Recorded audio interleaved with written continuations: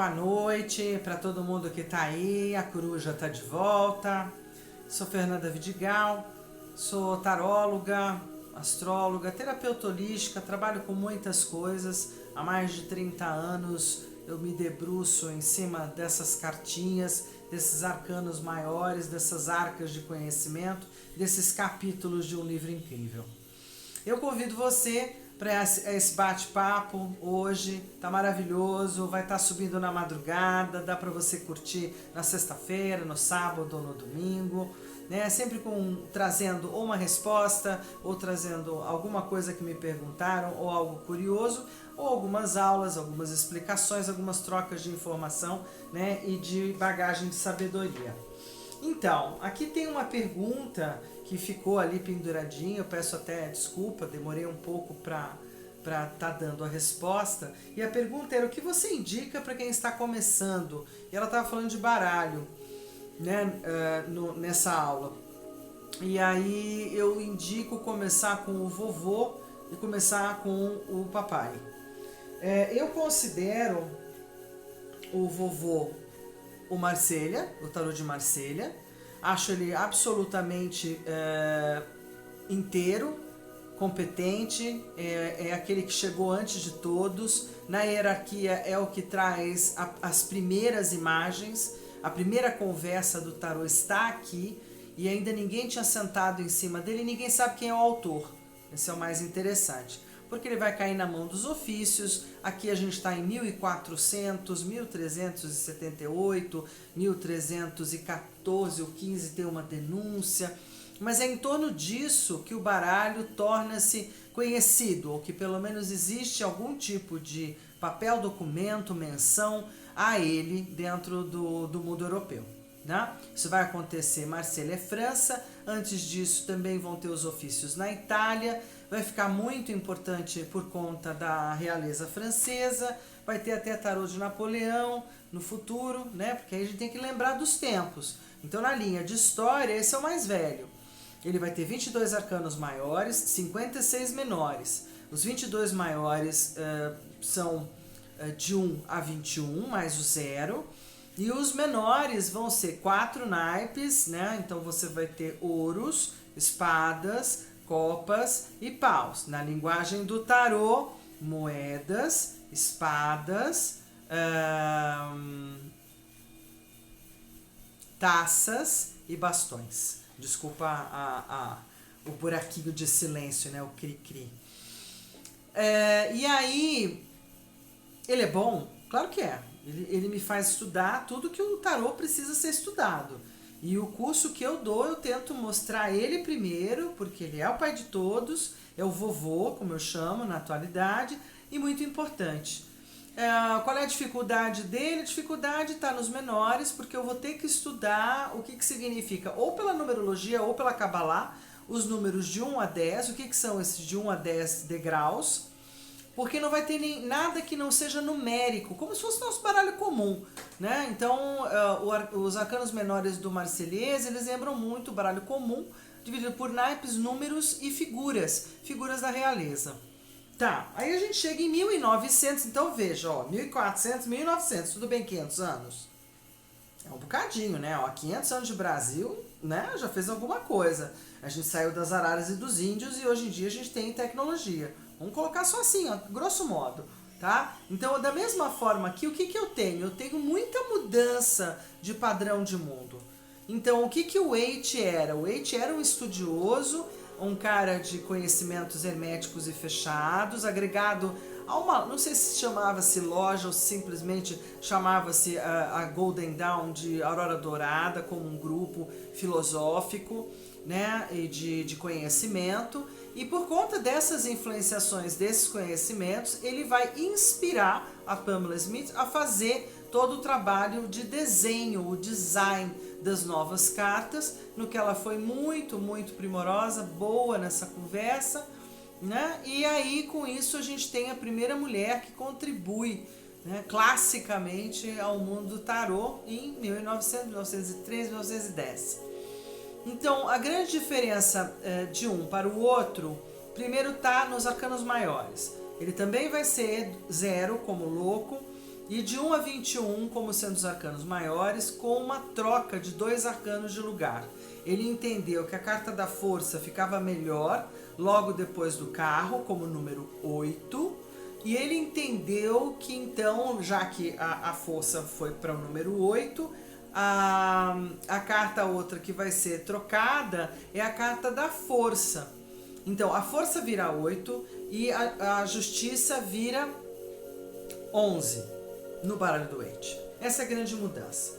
Ele vai ter as suas razões para fazer isso, mas ao longo de muitas discussões de muito tempo, muita gente não vai concordar com essa mudança. Lembrando que essa organização, essa lógica numérica que as cartas têm, também no começo não foi de imediato. Houveram vários Marselhas que mudaram o número, não tinha número no começo, para depois se organizar numericamente, tá? Mas terminou com o numerário que o Marselha carrega.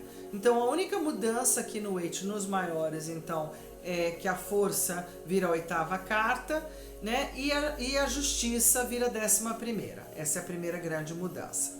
Mas que se você se adequar, se acostumar a fazer a leitura e para você tiver tudo bem, tá tudo certo. Eu uso ele para leitura, só que eu sempre vou ter na minha cabeça que justiça é 8 e temperança é 11, e para mim isso não muda. Por quê? Porque eu me baseio no vovô, né? É mal de Capricórnio, a gente gosta de ser da tradição, né? Então isso é muito forte. Eu aprendi com o vovô, então quando eu pego o papai, eu já tô com algumas coisas guardadas na cabeça. Mas o papai foi primoroso, né? O Rider-Waite foi primoroso de colocar nas 56 menores, que é super difícil da gente guardar, né? Pô, 56 cartas, 4 naipes, 1 a 10, mais o pajem, o cavaleiro, a rainha e o rei. Como é que eu faço para botar todas as interpretações de cada um desses arcanos dentro da minha cabeça? Então, aí ele foi uma graça, porque ele vai construir com a Pamela uma iconografia, como se fosse uma cola, para cada um dos movimentos de cada um dos arcanos menores. Então eles ganham desenho. Então eu posso só bater o olho no desenho e pá, lembrar do que significa a carta. E aí eu consigo falar sobre ela. Puxa, não preciso estudar o hermetismo, não preciso me dependurar em cima da Cabalá, não preciso me dependurar em cima da numerologia. Tá lá, eu colo assim, fica muito bom.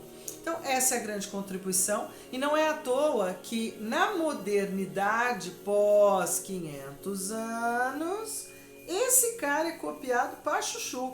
Na verdade não é bem copiada a palavra, né? Ele serve de inspiração, de base para um monte de baralhos com vários temas diferentes e que não vão dizer que são Rider-Waite, são outra coisa, do gato, da bruxa, do sapo, do druida, né? E assim por diante, dos unicórnios. Nossa, tem um mundo de cartas. É que a gente tem menos acessibilidade, porque boa parte dessas cartas estão em sites como o da Simbólica, né, e outros ali, companhia e tal, que vão, a Amazon também, já teve mais, não vejo tanto, e ela tem uma empresa que era muito boa, que era a US Games, que trabalha com jogos e sempre trabalhou com cartas ótimas, reproduzindo baralhos de tarô.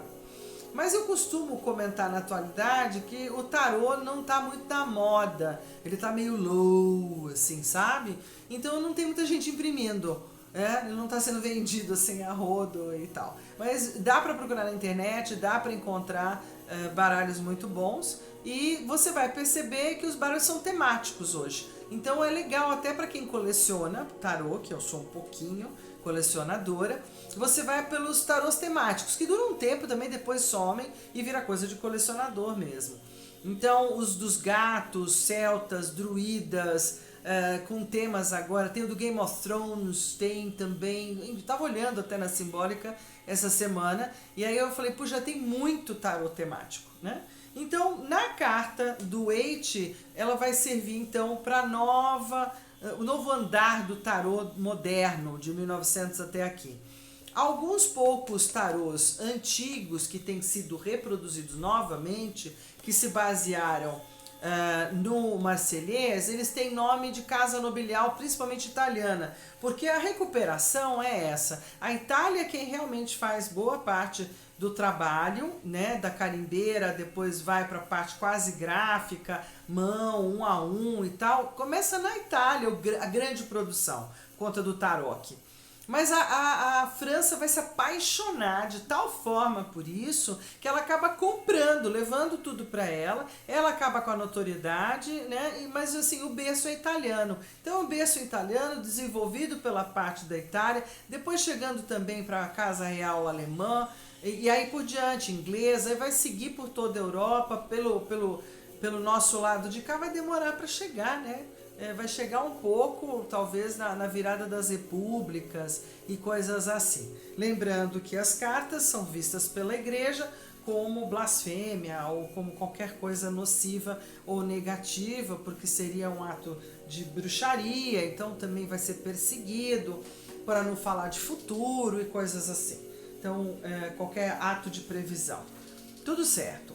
Então, eu estou tentando responder aqui a Nancy, se não falha a memória, também tinha a Ingrid, né? Se eu poderia fazer um vídeo sobre a diferença, então, dos dois baralhos. Acabei de fazer, né? Porque a diferença basicamente é essa, e eu indico você começar por aí, né? Antes de você entrar nos temáticos e nos novos e tal, e muitas vezes ficar perdido sem saber o que você está fazendo, tá bom? Então assim, se essas dicas e essa conversa te interessa, é bacana, tá valendo, dá um like, dá um ok aqui no canal, dá força, compartilha com seus colegas, com quem se interessa sobre isso também, que você conheça. Bora lá, dá uma ajudinha aqui que a gente continua, tá bom? Então um forte abraço, namastê, obrigada para todo mundo e a gente segue nos próximos vídeos. Até lá!